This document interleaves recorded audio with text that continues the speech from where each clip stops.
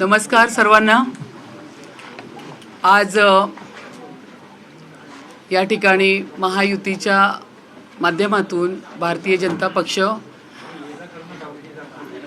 भारताचे लाडके पंतप्रधान आदरणीय नरेंद्र मोदी साहेब आणि त्याचबरोबर महाराष्ट्राचे लाडक्या बहिणींचे लाडके भाऊ देवाभाऊ असे आमचे मुख्यमंत्री आदरणीय देवेंद्र फडणवीस साहेब, त्याचबरोबर उपमुख्यमंत्री एकनाथरावजी शिंदे साहेब, आमच्या उपमुख्यमंत्री सुनेत्राताई पवारताई, त्याचबरोबर मुंबईचे अध्यक्ष अमित साटमजी, गटनेते गणेश भाऊ खनकरजी, अमेय गोलतकरजी, या सगळ्यांच्या माध्यमातून आणि यांच्या आशीर्वादाने या ठिकाणी माझी महापौरपदी आज मी पदग्रहण केलेलं आहे। मला फार आनंद होतोय की भारतीय जनता पक्षाने यावेळी सर्वसाधारण महिलेचं रिझर्वेशन झाल्यानंतर एक आम्ही तळागाळात काम करणारे कार्यकर्ते आणि अशा कार्यकर्त्याला या ठिकाणी संधी दिलेली आहे। भारतीय जनता पक्षाने म्हटलं होतं की मुंबईचा महापौर हा मराठी असणार आणि त्यांनी बोलल्याप्रमाणे आदरणीय मुख्यमंत्री देवेंद्र फडणवीस साहेब यांनी जी घोषणा केली होती की मुंबईचा महापौर हा मराठीच असणार आणि बोलल्याप्रमाणे या ठिकाणी मराठी महापौर विराजमान झालेला आहे। परंतु इतकी मोठी एक संधी असेल किंवा खूप मोठी जबाबदारी आहे, या पद्धतीने मी या महापौर पदाकडे बघते। महापौर पद जरी असलं तरी सुद्धा मी मुंबईची सेवक म्हणून या ठिकाणी काम करणार आहे। तरी सुद्धा मी या माध्यमातून सांगेल की 2014 पूर्वीची मुंबई आणि 2014 नंतरची मुंबई यामध्ये खूप फरक तुम्हाला जाणवताना दिसतोय। आदरणीय मुख्यमंत्री देवेंद्र फडणवीस साहेब मुख्यमंत्री झाल्यानंतर मुंबई गतिशील मार्गाने पुढे जात राहिली। बरेच कोस्टल रोड असतील किंवा मेट्रोचे पूर्ण इन्फ्रामॅन म्हणून त्यांना ओळखलं जातं, मेट्रोची मोठी कामं असतील, दळणवळणाची कामं असतील किंवा मुंबईच्या मूलभूत गरजा असतील, याकडे आवर्जून पाहिलं गेलं। परंतु त्यानंतर कोविड आल्यानंतर या ठिकाणी जेव्हा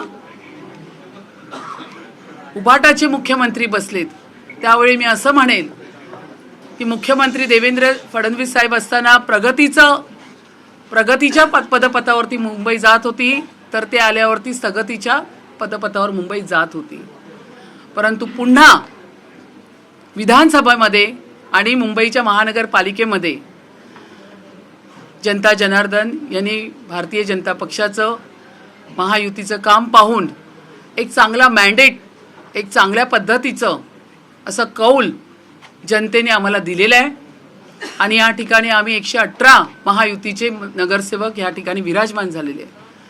परंतु हे या ठिकाणी सभागृहात आम्ही आल्यानंतर आम्हाला या गोष्टीची जाणीव आहे की 4 वर्षानंतर हे जे इलेक्शन झालं, मुंबईकरांच्या आशा फार आहेत आणि त्या पूर्ण करण्यासाठी आम्ही मुंबईकरांचे नगरसेवक सेवक म्हणून सगळेजण काम करणार।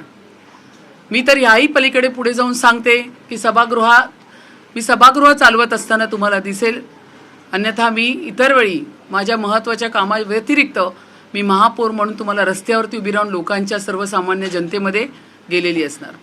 अशा पद्धतीचं कामकाज मला या ठिकाणी करायचं आहे।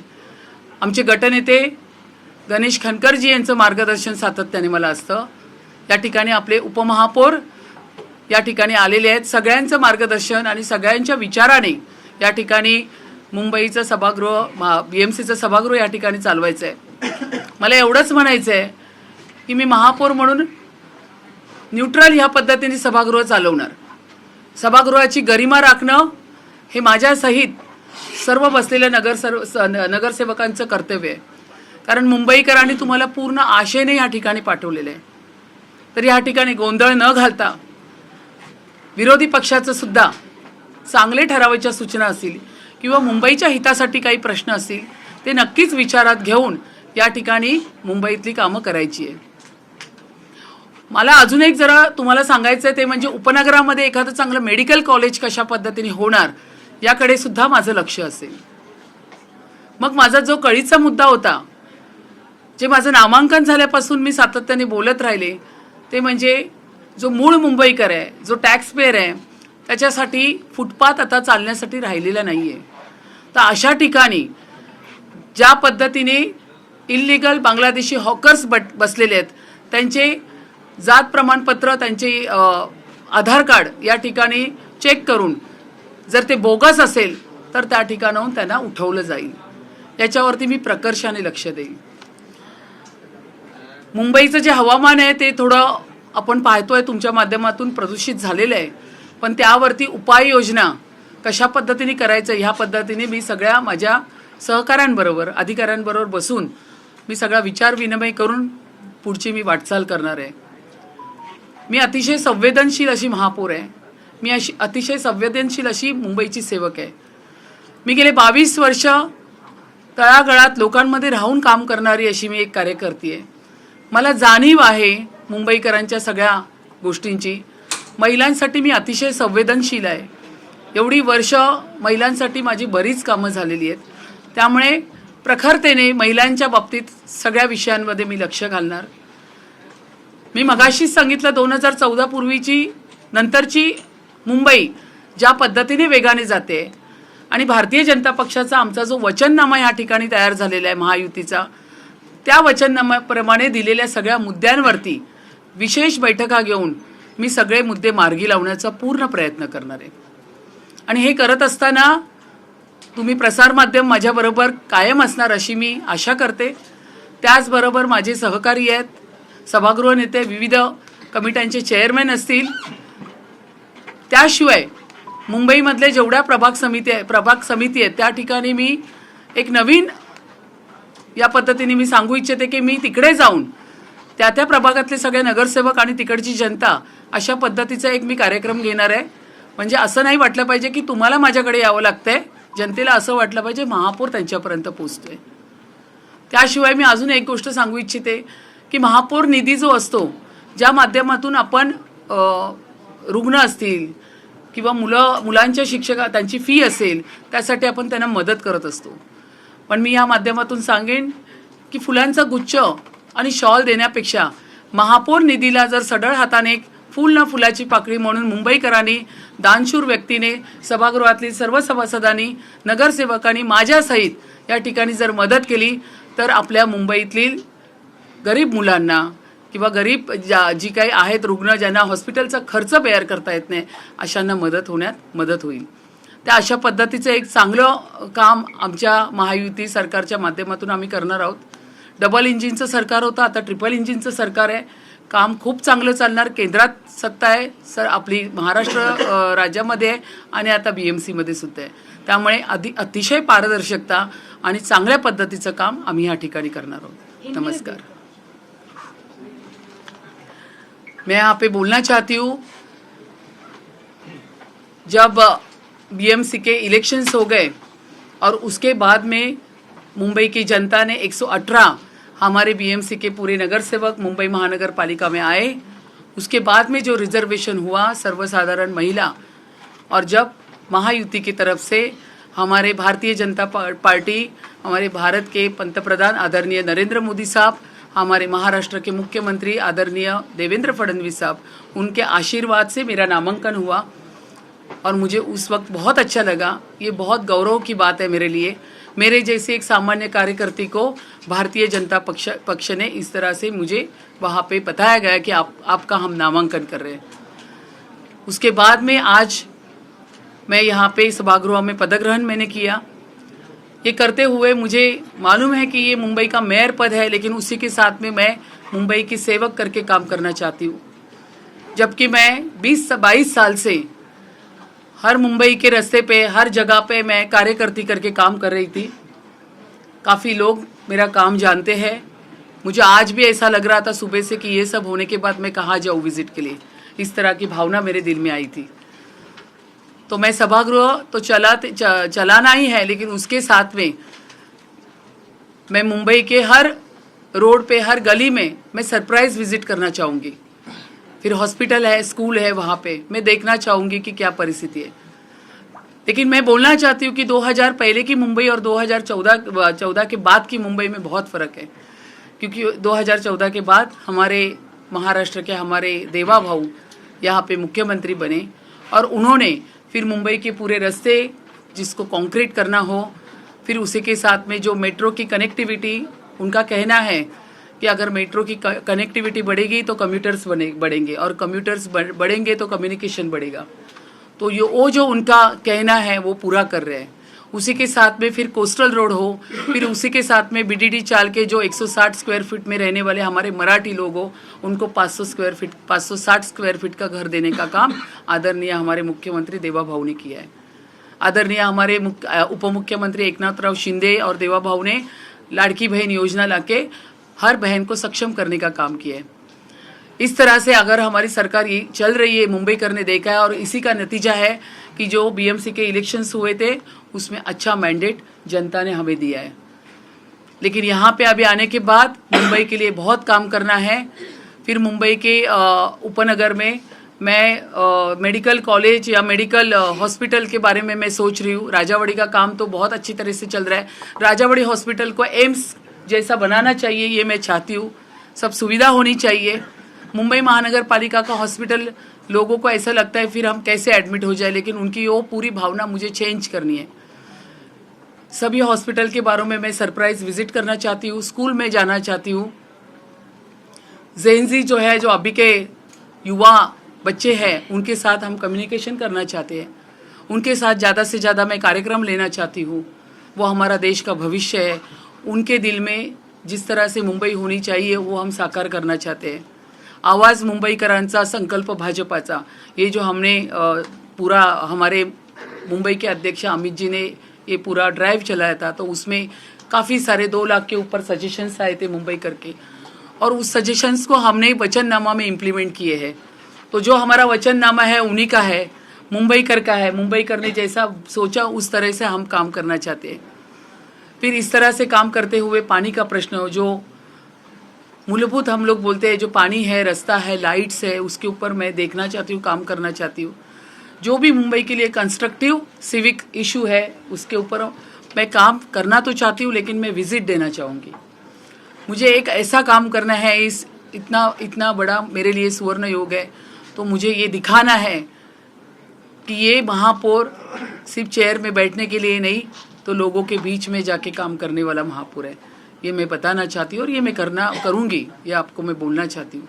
लेकिन इसी के साथ में हमारा जो मूल मुंबई कर जो टैक्स पेयर है, जो सीनियर सिटीजन है, जो महिला है, उनको रहने के लिए फुटपाथ नहीं है। तो फुटपाथ किसने कवर किया? इलीगल बांग्लादेशी हॉकर्स ने। उसको मैं निकालना चाहती हूँ बिल्कुल। उसके बारे में पूरी इंक्वायरी बैठेगी। मेरी पहली मीटिंग आपको बोलना चाहती हूँ, इसके बाद में मेरी एडमिनिस्ट्रेशन के साथ जो फर्स्ट मीटिंग हो रही है इसी के ऊपर हो रही है। इसके बारे में मेरे सब लेटर्स भी जो विभाग है उनको गए हैं, और ये जो इलीगल बांग्लादेशी हॉकर्स बैठे हैं उसके ऊपर मैं कड़ी से कड़ी मेहनत करने वाली हूँ। जो हमारे मुंबई कर है उनका कहना है कि हमको रास्ते फुटपाथ चाहिए। तो इस तरह से पूरा काम मैं करना चाहती हूँ। उसी के साथ में जो महापौर निधि है, जिसमें 5,000 से लेकर 50,000 तक हम हेल्प कर सकते हैं किसी गरीब विद्यार्थी को, स्टूडेंट को, या किसी पेशेंट को, तो मैं चाहती हूँ, मैं ये बढ़ाना चाहती हूँ। इसीलिए मैं सभी से अनुरोध करना चाहती हूँ आपके माध्यम से कि यहाँ पे सभागृह के हमारे सब नगर सेवक हो, या मुझे कोई बुके लेके आता है या कोई मुझे शॉल पहनाता है, मैं कहना चाहती हूँ कि प्लीज़ ये बुके और शॉल मत दीजिए। महापौर निधि में आप मदद कीजिए, ताकि मैं वो उन लोगों तक, उन बच्चों तक, मैं मेरे सहित, मैं खुद भी करने वाली हूँ, मैं मेरे सहित हमारे सब नगर सेवक को भी आह्वान करना चाहती हूँ, कर्मचारियों को, सभी को कहना चाहती हूँ कि महापौर निधि के माध्यम से हम गरीब से गरीब बच्चे तक पहुँचे। ये मेरा काम रहेगा, और मुंबई के सभी जितने भी काम रहेंगे सिविक इश्यूज, वो मैं पूरा करूँगी। नमस्कार। बांग्लादेशी जो है एक अहम मुद्दा नजर आता है, किस तरीके से इस बार आप डील करने वाली है? क्योंकि जैसे बीजेपी की तरफ से महाराष्ट्र से कहा गया था कि बांग्लादेशी जो इन्फिल्ट्रेशन इलीगल है उन्हें हम हटाएंगे करके। ये काम आपको कहना चाहती हूँ, महाराष्ट्र सरकार के माध्यम से ऑलरेडी चल चुका है। मैं 2 महीने पहले, उसके पहले भी काफ़ी, मतलब ये चल ही रहा है। हम लोग नॉन स्टॉप विजिट ले रहे हैं। सरप्राइज विजिट लेने के बाद हम जब हॉकर्स के पास जाते हैं तो उनके पास से हम लोग उनका आई कार्ड्स मांगते हैं। उनका आधार कार्ड देखने के बाद पता चलता है उसके ऊपर जो जन्म तारीख है वो सिमिलर रहती है, इसके पास भी सिमिलर रहती है, उसके पास भी सिमिलर रहती है। उससे हमको पता चल जाता है। उनका जो आधार कार्ड है उसके ऊपर भी नाम अलग ही रहता है। मतलब ये सब हमने इंक्वायरी स्टार्ट की है। मैं जो कंसर्न डिपार्टमेंट है, जैसे एम वार्ड है, काफ़ी सारे वार्ड है, वहाँ पे हमें ज़्यादा से ज़्यादा तादाद में इस तरह के केसेस मिले, तो ये सब चेक किया जाएगा। उनके सब पेपर्स चेक करने के बाद पता चलेगा कि उनके पेपर्स क्या बोल रहे हैं कि ये बांग्लादेशी इलीगल आए या यहाँ के मूळ रहिवासी आहे। मुंबईकरांचे अनेक प्रश्न प्रलंबित आहेत. 3-4 महत्वाचे मुद्दे त्यामध्ये दरवर्षी पावसाळ्यामध्ये मुंबई तुमताना आपल्याला पाहायला मिळते. हो. दुसरा महत्वाचा मुद्दा, ज्या मराठी माणसाची मुंबई म्हटली जाते त्याच मराठी शाळा मुंबई महापालिकेच्या आहेत, त्या मोठ्या संख्येने दरवर्षी बंद होत आहेत, विद्यार्थी संख्या घटते. आणि तिसरा महत्वाचा मुद्दा म्हणजे इथली महापालिकेची रुग्णालय जर आपण पाहिली तर प्रचंड गर्दी आहे, सेवा व्यवस्थित मिळत नाहीत, औषधांचं तुटवडा आहे. या सर्व गोष्टींसाठी, समस्यांसाठी तुम्ही काही एक प्लॅन करताय का? ज्यावेळी मुख्यमंत्र्यांनी पदभार घेतला तरी 100 दिवसांचा कार्यक्रम घेतला, 150 दिवसांचा कार्यक्रम घेतला, तसं काही एक मोठे कार्यक्रम तुम्ही घेऊन येता? हो, नक्कीच. मी संबंधित अधिकाऱ्यांबरोबर, आमचे गटनेते, सभागृह नेते ह्या सगळ्यांबरोबर चर्चा करणार. महापौर या ठिकाणी बसलेले आहेत. या सर्वांशी चर्चा करून या सगळ्या गोष्टींचं, म्हणजे आज पदभार स्वीकारल्या उद्यापासून तुम्हाला दिसणार की आम्ही कामाला लागलेले आहोत. तर या ठिकाणी जर तुम्ही रुग्णालय सांगितले तर रुग्णालयाची अवस्था मी नाकारत नाही आहे, मी सगळंच काही छान बोलत नाही आहे. तर या ठिकाणी मी मान्य करते रुग्णालयाची अवस्था अतिशय खराब आहे. पण तुमच्या माहितीसाठी सांगते की राजावाडी रुग्णालय खूप मोठ्या प्रमाणावरती आपण करायला घेतलेलं आहे. अशा पद्धतीने आपण KEM वगैरे सगळे रुग्णालय, सरकारी रुग्णालय आपण त्या ठिकाणी लक्ष देतोय. राजावाडी रुग्णालय जे आपण करायला घेतलं आहे त्या बाबतीचा प्रस्ताव मी गटनेत्यांकडे किंवा यांच्याकडे देणार आहे की एम्स या धर्तीवरती राजावाडी रुग्णालय आपण त्या ठिकाणी केलं पाहिजे, अशा पद्धतीची माझी अपेक्षा असेल. आणि ऑफकोर्स मी ते त्या पद्धतीने मी वाटचाल करेल. मग शाळेंचा विषय सांगितला तर मी स्वतः शिक्षण समिती अध्यक्ष होती. CBSE board, mini science lab किंवा MPSC बोर्ड मी माझ्या कार्यकाळात सुरू केली होती. मराठीचा मुद्दा हा कळीचा मुद्दा आहे. मराठी माणूस हा समृद्ध राहिला पाहिजे आणि अभिजात जातीचा दर्जा आपल्याला, मराठी भाषेचा आपल्याला आदरणीय नरेंद्र मोदीजींनी दिलेला आहे. पण हे करत असताना आपल्याला थोडीशी काळाची गरज ही पाहावी लागते. पालकांना खूप वाटतं की आमच्या मुलांना इंग्लिशही आलं पाहिजे, म्हणूनच CBSE बोर्ड आणि MPSC बोर्डच्या माध्यमातून या ठिकाणी आम्ही शाळा ज्या आमच्या बंद पडत असतील मराठी, त्या चालू करण्याचा पूर्ण प्रयत्न करणार. आज आक्षेप घेण्यात आला, पेडणेकरांनी आक्षेप घेतला, ठाकरे गटाच्या नेत्यांनी प्रचंड गोंधळ घातला. 2 वेळा आपण पाहिलं असतं आयुक्तांनी देखील सांगितलं होतं. आज एकंदरीत शपथविधी शांतपणे पार पडू शकला असता, मात्र आज गोंधळाचं वातावरण पूर्णपणे पाहायला मिळालं. या संदर्भात तुमची भूमिका? विरोधकांना तेच करायचं असतं. माझ्या बाबतीत पण त्यांनी आक्षेपार्थ वक्तव्य केले त्या ठिकाणी. यावरून कळून येतं की महिलांच्या बाबतीत त्यांची संवेदनशीलता किती आहे. फक्त बोलून चालत नाही की आम्ही महिला आहोत, महिला महापौर, महिलांच्या विषयी अपशब्द बोलणे हाही फार चुकीची त्या ठिकाणी गोष्ट, आणि मी त्यावेळी त्यांना रोखलं होतं. परंतु ह्यावरूनच कळतं की त्यांना सभागृह चालवण्यापेक्षा गोंधळ घालण्यामध्ये फार इंटरेस्ट आहे. सभागृहामध्ये मुंबईचे सगळे प्रश्न घेऊन, मुंबईवरती ह्या संपूर्ण माझ्या भाषणाची चर्चा होती. मुंबईसाठी येणाऱ्या काळात मी काय काय करणार होती हे होतं. त्यांनी ते शांतपणे ऐकावं ही माझी इच्छा होती. परंतु सारखं त्यांनी तेच केलं. त्यांना सभागृहापेक्षा राजकारण करण्यामध्ये जास्त इंटरेस्ट आहे. त्यांना मुंबईकरांच्या हितापेक्षा या ठिकाणी कसं आम्ही या ठिकाणी महापौरांचं भाषण थांबवू शकतो याकडे त्यांनी खूप त्यांचा कल दिसत होता. परंतु मी ते होऊ दिलं नाही आणि माझं भाषण मी यशस्वीरित्या पूर्ण केलं. काही मोदीजींवर देखील टीका करण्यात आली होती. घोषणा देताना मोदीजींवर त्यांनी टीका केली. आपण उबाटा, काँग्रेस, मनसे यांच्याकडनं आपण काय अपेक्षित करू शकतो? आपण या ठिकाणी आपल्या भारताच्या पंतप्रधान यांच्या विरुद्ध बोलणं हे खरं तर चुकीचं आहे आणि या गोष्टीचा त्यांना विचार करायला पाहिजे होता. कारण तुम्ही नगरसेवक म्हणून या ठिकाणी आलेले आहेत. प्रत्येक मुंबईचा वॉर्ड हा 40,000, 50,000, 60,000 लोकसंख्येचा वॉर्ड आहे. फार लोकांनी अपेक्षित उन्हातानात उभं राहून 3-3, 4-4 तासाची लाईन देऊन तुम्हाला या ठिकाणी मतदान देऊन पाठवलेलं आहे आणि या ठिकाणी तुम्हाला TV वर बघतात आहे की तुम्ही काय बोलताय. मग तुम्ही पंतप्रधानांना अपशब्द बोलणं, महापौरांना अपशब्द बोलणं आणि गोंधळ घालणं हे सगळं त्यांच्या वॉर्डच्या जनतेपर्यंत जाते.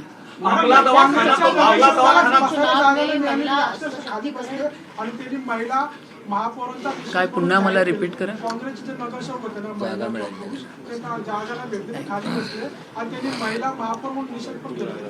227 व्यवस्थेचं पूर्ण सभागृह आहे आणि त्या ठिकाणी सभागृह पूर्ण असताना त्यांना खाली बसायची गरजच नव्हती. मी माझ्या इथून त्यांना मी आवाहन करत होती की तुम्ही खाली का बसताय, तुमच्या सीट आहे, तुम्ही त्या सीटवरती बसा. पण मी तुम्हाला हेच सांगू इच्छिते की त्यांना गोंधळ घालायचाच होता. त्यांनी ह्या पद्धतीची आखणी केली होती की सभागृहामध्ये महापौरांच्या भाषणाच्या वेळी गोंधळ घालावा आणि सभागृह होऊ नये, पण ते आम्ही होऊ दिलं नाही. सवाल है, खासतौर पर दिल्ली में हम देखते हैं कि हर साल बारिश में जो है मुंबई डूबती है, ऐसा कहा जाता है. तो बारिश एक बड़ी समस्या है. इसके अलावा जैसे उन्होंने बताया कि मराठी माध्यम स्कूल जो है उनकी संख्या लगातार घट रही है. आपला दवाखाना जो एक काफी बड़ा इनिशिएटिव था, उसमें टेस्ट की बात कर लीजिए, तमाम जो सेवाएं हैं उनकी भी क्वालिटी पर जो है सवाल खड़े किए जा रहे हैं. अब जब आपकी सरकार आई है, महायुति की महापौर और उपमहापौर आए हैं, तो किस प्रकार आप लोग इन तमाम अहम सर्विसेज पर काम करें? नहीं, हम सभी सर्विसेज पे काम करने वाले. अपना दवाखाना ये कंसेप्ट हमारा ही है. हमने लोगों की सुविधा के लिए, मैंने मेरे इस भाषण में कहा है कि काफ़ी सारे वहाँ पे जो लोग आएंगे उनकी चेकिंग होने वाली है, फिर ब्लड चेकिंग है या औरतों की है, जो भी है महिलाओं के बारे में. तो ये सभी चीज़ों के ऊपर हम ध्यान देने वाले हैं. हमारे सब नगर सेवक ऑन ग्राउंड आपको काम करते हुए दिखेंगे. हर वार्ड में जो अपना दवाखाना है या मराठी माध्यम की जो स्कूल है वो क्यों बंद पड़ी है, इसके बारे में हमारी पूरी चर्चा हो रही है. तो आप देखेंगे आने वाले 100 दिनों में आपको हमारे महायुति के नगर सेवक किस तरह से फील्ड पे काम करते हुए दिखेंगे. मुंबई गुजरातला विकली जाते असा आरोप होता है, कामातून कसं दाखवून द्यायला मुंबई ही गुजरातला विकली जाते, आरोप होते, कामातून कसं दाखवून काय बोलताय? मुंबई ही गुजरातला विकली जाते असं विरोधाकडून सतत आरोप होत असताना तर आपण कामातून कसं दाखवून. बघा, हे लक्षात घ्या, मुंबई ही कॉस्मोपॉलिटन सिटी आहे. या ठिकाणी सगळ्या विविध धर्माचे, जातीचे, पंथाचे लोक आहेत. या मुंबईमध्ये येणारा प्रत्येक जण ह्या ठिकाणी मुंबईने सगळ्यांना सामावून घेतलेलं आहे. मराठी तर आहेच, पण मराठीबरोबर इतर भाषिक पण आहे. मी स्वतः घाटकोपर 132 मधून बहुल मतदार मराठी आपल्या गुजराती भागातून निवडून आली आहे. माझं सगळ्यांनी स्वागत केलं. सगळ्यांनी एकच सांगितलं, रितूजी बस आप काम करतोय, हम आपके साथ में आहे. म्हणूनच मी 19,810 मतदान घेतलं आणि 16,165चं लीड घेतलं. मी प्रत्येक गुजराती माणूस मराठी बाईसाठी उतरला. तर एक लक्षात घ्या, ह्या उभाटाला किंवा विरोधकांना हे फक्त करून ह्या पद्धतीने लोकांमध्ये, बघा, त्यांना काम करण्याचं नाही आहे, जाती धर्माचं राजकारण करायचं आहे. आणि वारंवार सांगते, त्यांच्याकडे विकासाचे मुद्दे राहिलेले नाही आहेत. ते विकासावरती काहीच बोलू शकत नाही, कारण त्यांनी लोकांसाठी 25 वर्षात काही केलेलं नाही आहे. खड्ड्याची रस्ते त्यांनी दिलेले, सगळ्या सुखसोयी त्यांच्या मातोश्रीपर्यंत पोहोचलेल्या आहेत. त्यामुळे या भावनिक मुद्द्यावरतीच ते येणार कायम आणि तुमच्याशी चर्चा करणार. आणि आजही सभागृहामध्ये तुम्ही पाहिलं असेल तर हे पेपर्स सगळे फाडून सभागृहामध्ये कचरा करून गेले. आता ही पहिल्यांदा न्यूज केली पाहिजे की सभागृहाची गरिमा आहे, सभागृह गौरवशाली सभागृह आहे. तर या पद्धतीने त्या ठिकाणी त्यांनी कचरा करून गेलेले, त्यांनी टाकलेला कचरा सुद्धा स्वच्छ मुंबई म्हणून उचललेला नाहीये. महापौरांना पण दुसरीकडे जायचं आहे, त्यामुळे मोजके प्रश्न कारण उपमहापौरांना 2 त्यांचा संवाद साधणार आहे. एका दुसरं कॉर्पोरेटर ने कहा कि आज साड़ी एक मिनिट. नायर हॉस्पिटल में एमआरआई मशीन बहुत सालों से बंद है, जिसकी वजह से हजारों पेशेंट्स को बहुत तकलीफ. मैंने इसीलिए आपको कहा कि मेरा अभी काम स्टार्ट होगा. हर एक हॉस्पिटल में मेरी सरप्राइज विजिट होगी. मैं अलर्ट करने वाली नहीं हूँ. मुझे पता है अगर मैं बोलती हूँ तो मुझे सब अच्छा ही दिखेगा, वो मुझे नहीं चाहिए. मैं सरप्राइज विजिट करूंगी तो मुझे पता चलेगा कि वहाँ पे क्या व्यवस्था है. आपके क्वेश्चन हो गए. बांगलादेशी हॉकर्स विरोधात आपण मोहीम सुरू करणार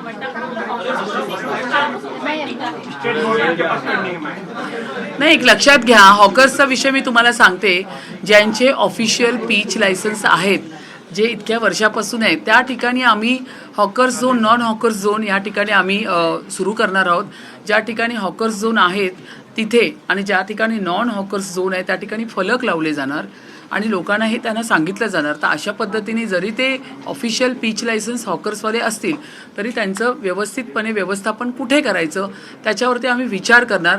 फक्त एकच आम्ही लक्षात ठेवणार की त्यांच्यामुळे मुंबईकरांना त्रास होता कामा नये.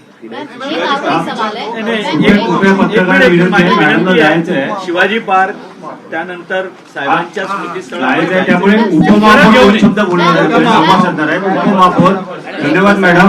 उपमहापौर 2 शब्द.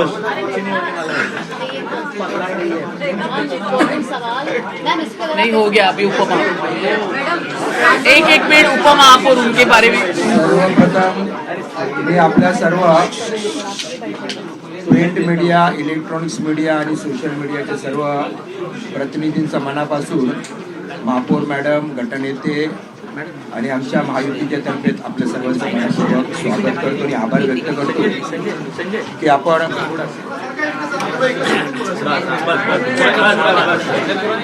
की आपण आम्हाला आमची मतं, आमचं म्हणणं मांडण्यासाठी या ठिकाणी व्यासपीठ उपलब्ध करून दिलं.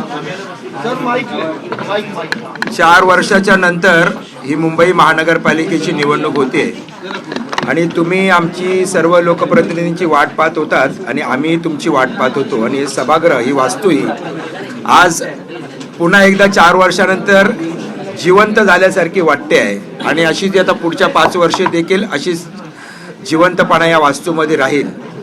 मी खरं तर महायुतीचे आमचे नेते, देशाचे कर्तव्यदक्ष नेते, पंतप्रधान सन्माननीय नरेंद्र मोदी साहेब, महाराष्ट्र राज्याचं कणखर नेतृत्व आणि अभ्यासू मुख्यमंत्री सन्माननीय देवेंद्र फडणवीस साहेब, शिवसेनेचे आमचे मुख्य नेते आणि राज्याचे उपमुख्यमंत्री सन्माननीय एकनाथ शिंदे साहेब, नुकत्याच झालेल्या महाराष्ट्र राज्याच्या पहिल्या महिला उपमुख्यमंत्री सन्माननीय सुनेत्राताई पवार यांचं मनापासून आभार व्यक्त करतो.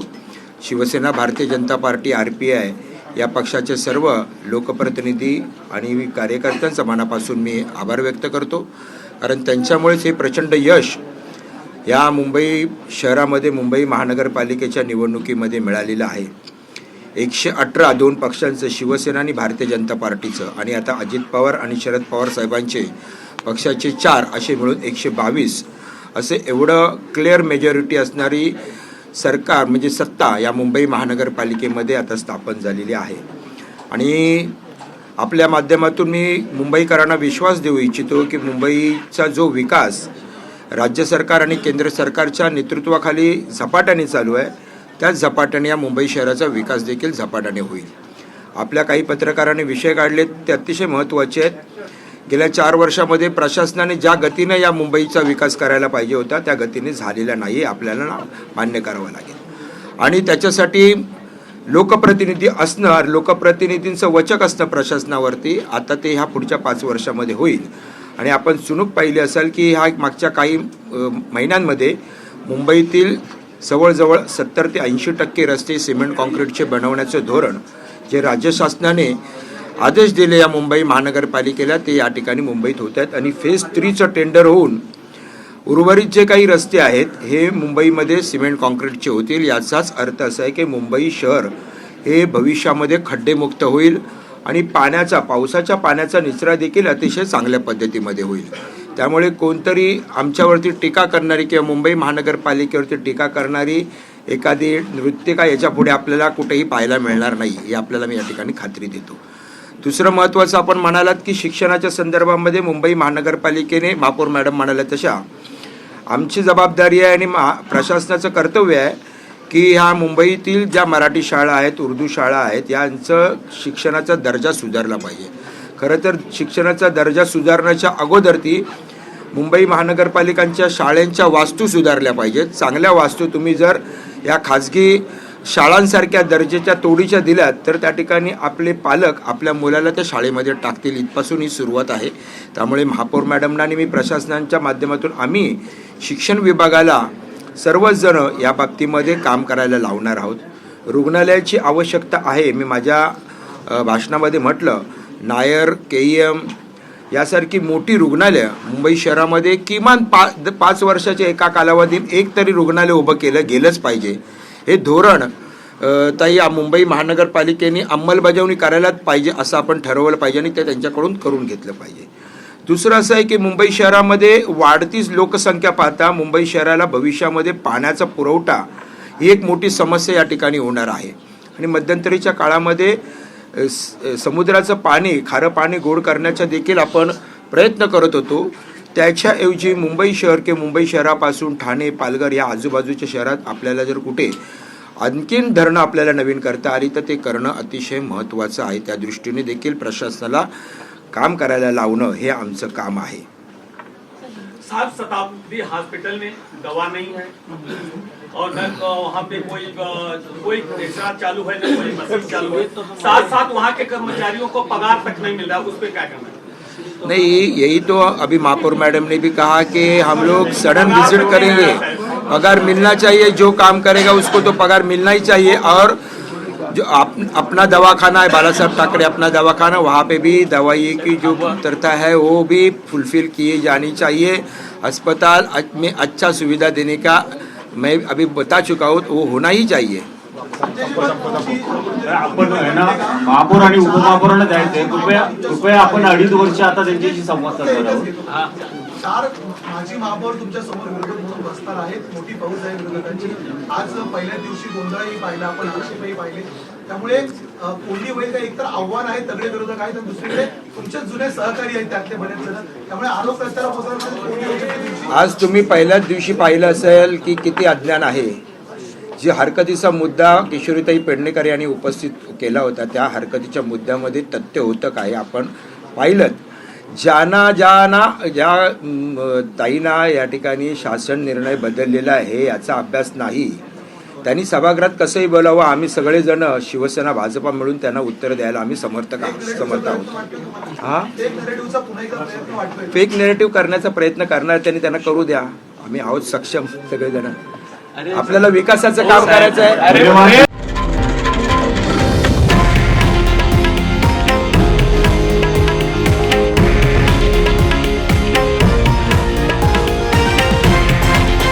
हे आहे देशातील नंबर 1 न्यूज नेटवर्क आणि आपण पाहत आहात TV9 मराठी, एकमेव।